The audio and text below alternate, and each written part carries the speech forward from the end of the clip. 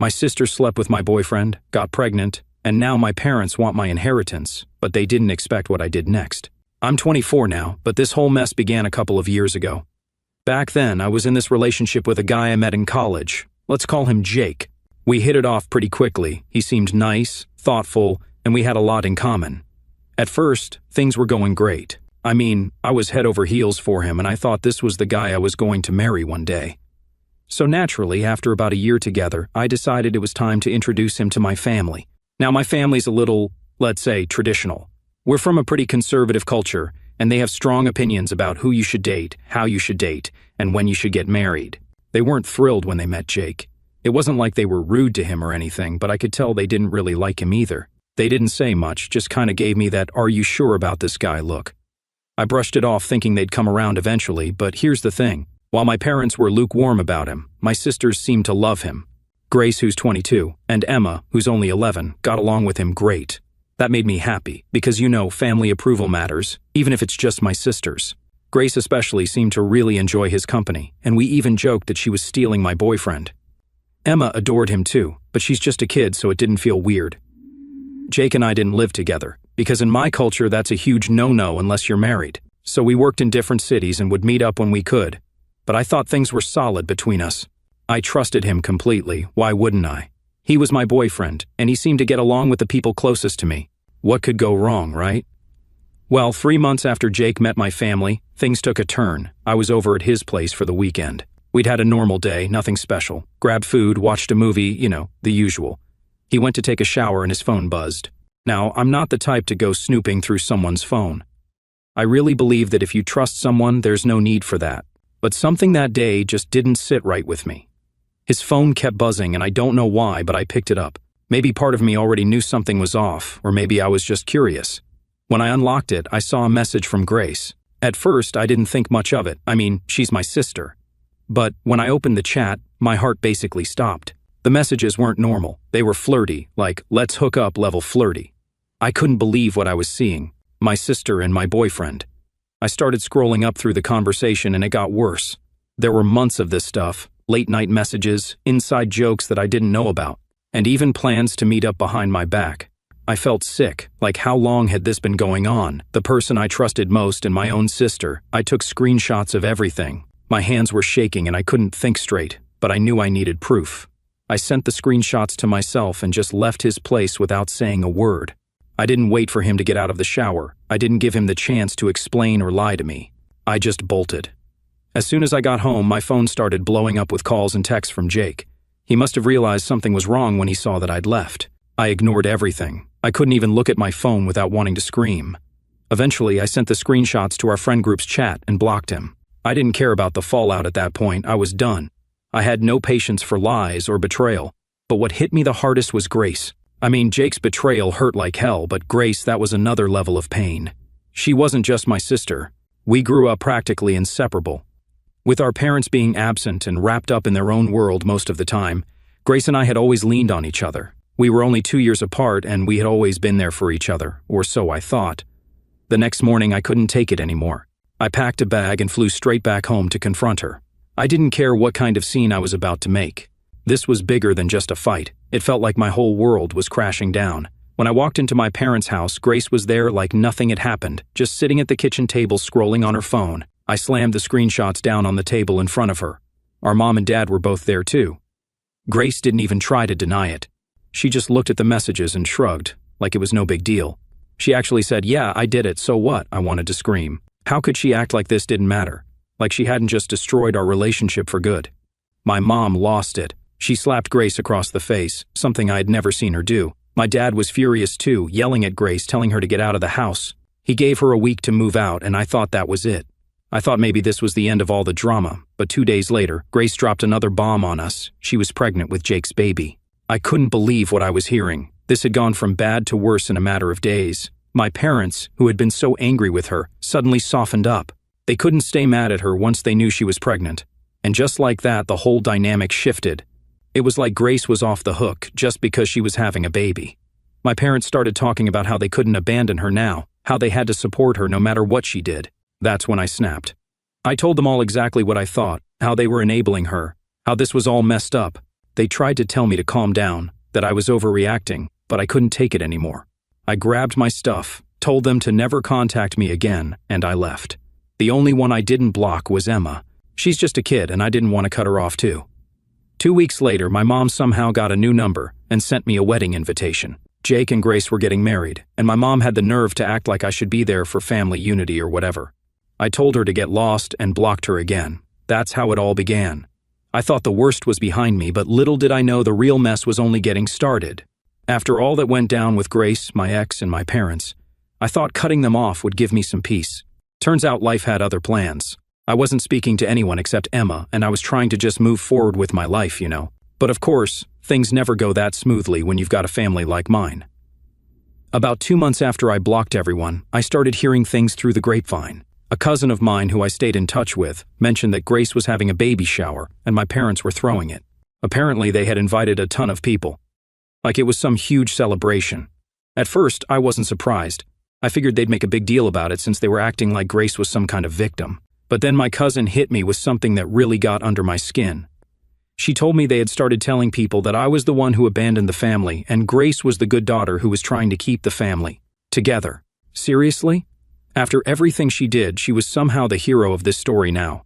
I was so mad I wanted to call my mom and just let her have it, but I knew better than to get dragged back into all that. I stayed quiet, tried to keep my head down, but that didn't mean I wasn't fuming on the inside. The nerve they had to spin this whole thing around like I was the problem. A few days later, I got a text from Emma. She was just giving me an update on how things were going at home, but she also dropped something I wasn't ready for. My mom had apparently been going around telling people that I needed to get married soon. Not for any real reason, just because she didn't want people gossiping about how Grace, the younger sister, was getting married and having a kid before me. Like, what? I hadn't even spoken to them in months and now they were worried about my reputation? It was ridiculous. But that's how my mom's mind worked. Everything was about appearances. She didn't care about what Grace did to me. No, the bigger issue was how it looked to other people. I wasn't living my life on her timeline, and that was apparently some huge scandal. Yeah, that made me furious, but more than that, it made me sad. It was like nothing I ever did was going to be enough for them. Even when I cut them off, they still found a way to control the narrative, to make me look like the bad guy. So fast forward a bit. Grace's wedding happened. Obviously, I didn't go, but I heard all about it from my cousin. Apparently, it was this big, fancy thing. My parents went all out even though Grace was barely a few months pregnant. They made sure to cover up the whole scandal by telling everyone they were just being responsible. Getting married quickly so the baby wouldn't be born out of wedlock. My cousin told me my parents were telling everyone I didn't show up because of work commitments. Yeah, right. But you know what really hit me hard? It wasn't just that they were lying to cover up their own embarrassment. It was that they were still pretending everything was perfect. Like they couldn't even admit that their family was falling apart. They couldn't just be real about what was happening. Instead, they had to put on this fake show for everyone else. I was done with them at this point, but hearing about all this still stung. It was like they were erasing me from the family narrative completely. Anyway, time passed and I tried to move on. I threw myself into work and focused on building a life for myself. For a while, things were quiet. I wasn't hearing much from my family, and I figured maybe they had finally just left me alone, but of course, that's not how it works in my family. One night, I got a call from Emma. It was late, and I was about to go to bed, but something about the way the phone rang gave me a bad feeling. When I picked up, Emma was crying. She could barely get the words out, but eventually she told me that our dad had passed away. I was stunned. I mean, I didn't have the best relationship with him, but still he was my dad. What really pissed me off, though, was that it was Emma who had to call me. My mom didn't even bother. I hadn't heard a word from her. Emma told me that our dad had been sick for a while, but they hadn't told me. My mom decided to keep it from me because she didn't want to stress me out. Can you believe that? My own father was sick and they didn't think I had the right to know. The next morning, I booked a flight back home. I didn't care about all the drama anymore. I just wanted to be there for Emma. When I showed up at my parents' house, it was like walking into a battlefield. My mom and Grace were there, and the first thing they did when they saw me was start yelling. They accused me of only coming back for the money, like that was the only reason I'd want to be there.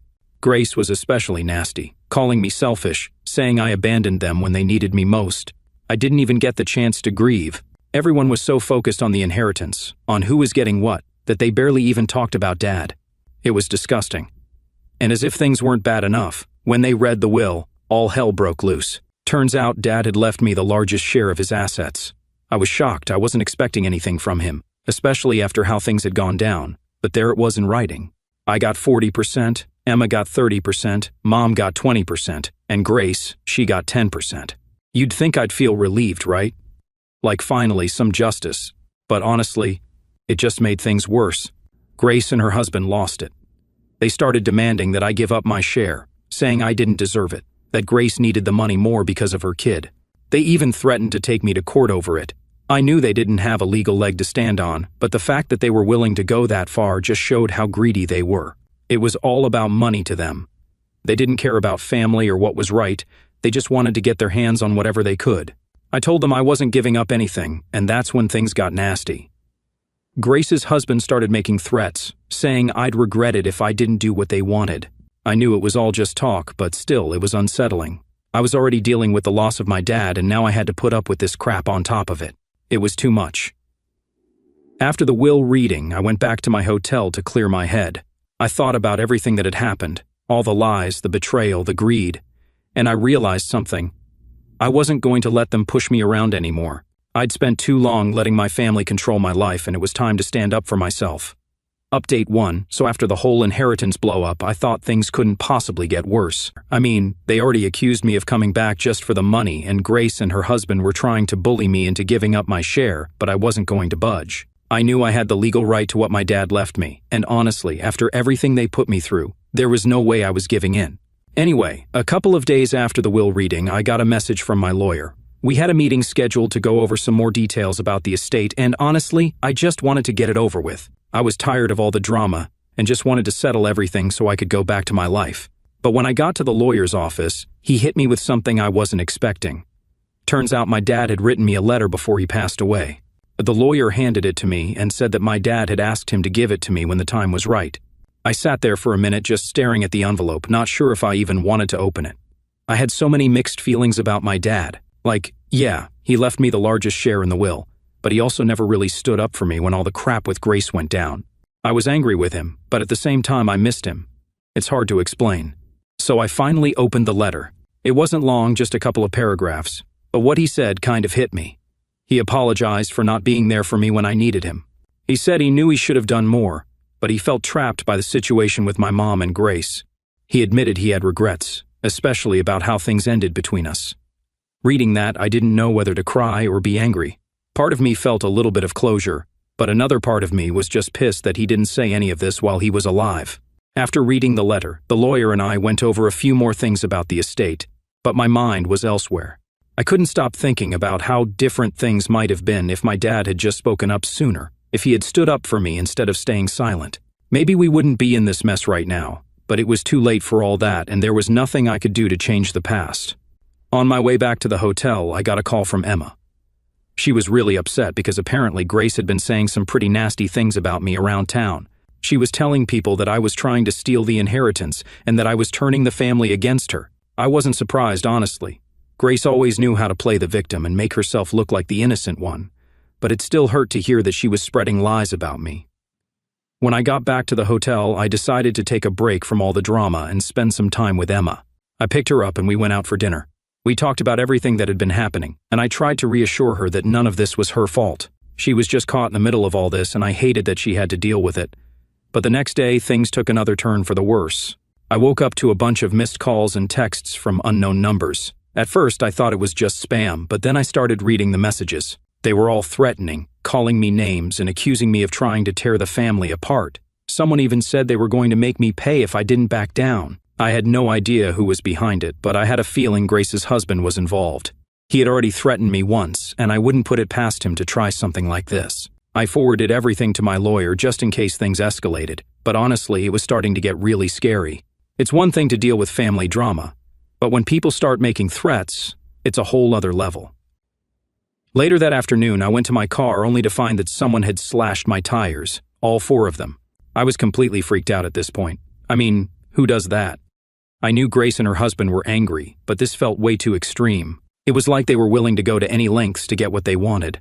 I called the police and filed a report, but I didn't have much hope that they'd catch whoever did it. Still, I wasn't going to let them intimidate me. I was already dealing with enough, and the last thing I needed was to be scared every time I walked out the door. I talked to the hotel staff and they beefed up security around the property, so that made me feel a little better. But it was clear this wasn't going to end anytime soon. A few days later, we had another meeting with the lawyer to finalize some things with the estate. Grace and her husband were there, and the tension in the room was thick. They barely said a word to me, but the glares they were giving me said enough. At the end of the meeting, Grace's husband pulled me aside and told me I was making a huge mistake by not giving up my share. He said I'd regret it and that this wasn't over. I didn't even bother responding, I just walked away. I wasn't going to let him scare me into doing something I didn't want to do. But deep down I knew this wasn't the end of it. Grace and her husband weren't going to stop until they got what they wanted, and I had to be prepared for whatever came next. That night, I sat down and thought about everything that had happened since my dad passed. The lies, the threats, the vandalism. It was all so exhausting. I just wanted it to be over. I wanted to move on with my life and leave all this behind, but I knew that wasn't going to happen as long as Grace and her husband were around. Still, I wasn't going to give up. I'd been through too much to let them push me around now.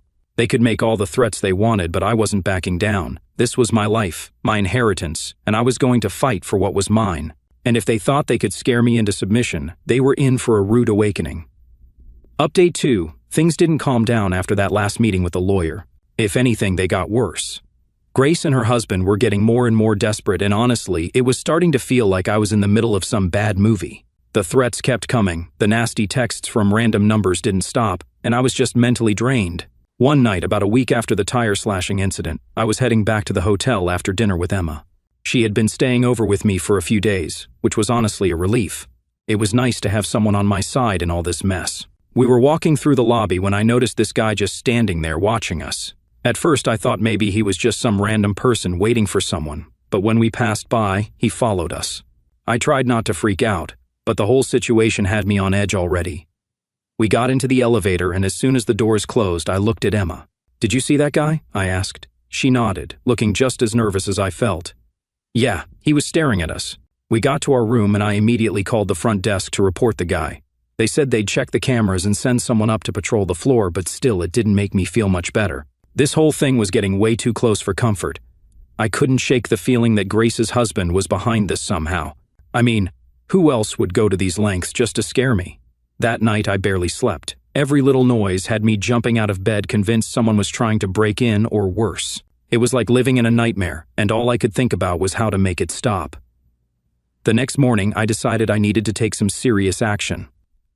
I called my lawyer and told him everything about the threats, the weird guy in the lobby, the slashed tires.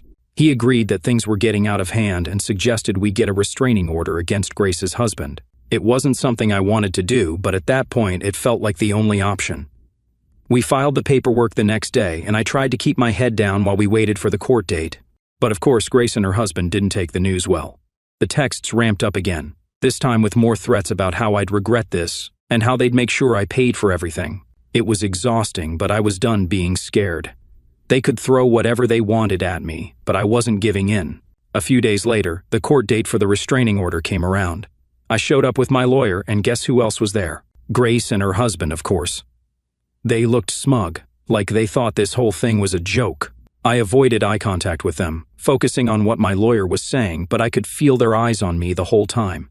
When the judge called us up, Grace's husband tried to act like I was the one causing all the drama. He said I was exaggerating everything, that I was just bitter about the inheritance and trying to make his life hell. I couldn't believe what I was hearing, like really. He slashes my tires, sends me threats, and somehow I'm the one causing problems? Thankfully, the judge saw through his BS. After hearing both sides, they granted the restraining order, and for the first time in what felt like forever, I felt a small sense of relief. At least now there was something in place to protect me if things got worse. But of course, things didn't magically get better overnight. The threats didn't stop right away, and I still felt like I was constantly looking over my shoulder, but at least now I had the law on my side, and that gave me some peace of mind. A few weeks passed, and I was finally starting to feel like maybe things were settling down. I was still staying in the hotel, but I had started looking for a new apartment where I could feel safer. Emma had gone back home, and I missed her, but we kept in touch constantly. She was still dealing with the fallout from all the family drama, but at least she wasn't stuck in the middle of it as much as I was. Then one morning, I woke up to a message from an unknown number. It wasn't a threat this time, though. It was a link. I hesitated for a second before clicking on it, and what I saw made my stomach drop. Someone had created a whole website dedicated to trashing me. I'm talking lies, half-truths, and just pure nastiness. They were painting me as this selfish, greedy person who was tearing the family apart. There were even photos of me from the funeral looking cold and heartless according to the captions. I couldn't believe what I was seeing. This was next level crazy. I immediately called my lawyer and sent him the link. He told me to screenshot everything, which I did, and then we started the process of getting the website taken down. It was just another reminder that Grace and her husband weren't going to stop until they got what they wanted. But at this point, I was so tired, I didn't even care what they threw at me anymore. I just wanted it to be over. That night, I talked to Emma again. She was upset about the website and wanted to help, but there wasn't much she could do. I didn't want her getting caught up in all this any more than she already was. We talked for a while and she told me about how Grace had been acting like nothing was wrong, like she hadn't caused any of this. Typical Grace, always playing the victim. I went to bed that night feeling drained, but at least I had a plan in place. The website would get taken down, the restraining order was in effect, and I had people on my side. I wasn't alone in this, even though it felt like it sometimes. The next day, I woke up to an email from my lawyer saying the website had been taken down. Finally, some good news. It felt like a small victory in this endless battle, but I'd take what I could get. I knew Grace and her husband weren't going to give up easily, but at least now I had some control over the situation. As I sat in my hotel room that morning, sipping on my coffee and trying to wrap my head around everything that had happened, I realized something. I wasn't scared anymore. I was angry, yes, but the fear that had been hanging over me for weeks had started to fade. I wasn't going to let them control my life anymore. They could try all they wanted to drag me down, but I wasn't backing down. Not now, not ever. Update 3, so here we are at the final stretch, and I thought maybe things were going to finally settle down after the court win, but nope, my family drama had other plans. I mean, I knew Grace and her husband weren't going to back off that easily, but even I couldn't have guessed how far they'd take it this time. It started about 2 weeks after the court hearing. I was starting to feel a little more relaxed, like I could finally breathe again without constantly looking over my shoulder. I was even thinking about moving out of the hotel and into an apartment, something more permanent. But then something weird happened. One morning I got a package delivered to my hotel. It didn't have a return address, which should have been my first clue that something was off. I opened it up and inside was this old, beat-up notebook. At first I thought it was just junk, maybe some random person sent the wrong package or something. But then I opened it up and that's when things got creepy. The entire notebook was filled with handwritten notes about me. I'm talking pages and pages of scribbled messages, all about my life, my family, and even things about my dad's will. Some of the notes were dates and times of where I'd been, who I'd been with, even places I'd gone with Emma. Someone had been keeping tabs on me, and it was all laid out right there in front of me. I felt a chill go down my spine. Who would send me this? Was it some sort of twisted intimidation tactic from Grace's husband? I mean, they'd already tried the threats, the vandalism, even the weird phone calls, but this was different. This felt way more personal, like someone was watching me, tracking my every move. I called my lawyer immediately and sent him photos of the notebook. He was just as freaked out as I was and told me to report it to the police, which I did. They took the notebook as evidence, but I wasn't holding my breath for anything to come of it. The police had their hands full with a million other things, and honestly, I didn't think they'd figure out who was behind this anytime soon. After that, I tried to keep a low profile, staying in my hotel room most of the time and only going out when I absolutely had to. Emma was still calling me regularly, and she was worried too. She had no idea who could be behind the notebook either, but she suspected Grace's husband just like I did. Then one evening, as I was heading back to my room after grabbing some food, I noticed something out of the corner of my eye. That same guy from the hotel lobby weeks ago, the one who had been watching Emma and me, was back. He was standing near the elevators pretending to scroll through his phone, but he was definitely keeping an eye on me. I felt my heart start to race, but I played it cool. I walked right past him pretending like I didn't notice anything, but I could feel his eyes on me the whole time. Once I got into my room, I locked the door and immediately called hotel security. They said they'd check the cameras and send someone up to do a sweep of the floor, but honestly, I didn't feel safe there anymore. I called Emma that night and told her everything. She was scared, which made me even more anxious. I hated that she was caught up in all this, that she had to deal with the fallout of Grace's mess, but I promised her I'd be careful, and we made a plan to meet up the next day so we could figure out what to do next. The following day, I met Emma at a cafe downtown, away from the hotel. We sat there for a couple of hours talking about everything. She told me more about what had been going on with Grace at home, how she was acting like nothing was wrong, like she hadn't just tried to take me to court over the will. It was infuriating, but it didn't surprise me. Then Emma dropped something on me that I wasn't ready for. She said Grace's husband had been asking around about my whereabouts, trying to figure out where I was staying. That's when it hit me. The guy at the hotel, the notebook, all of it.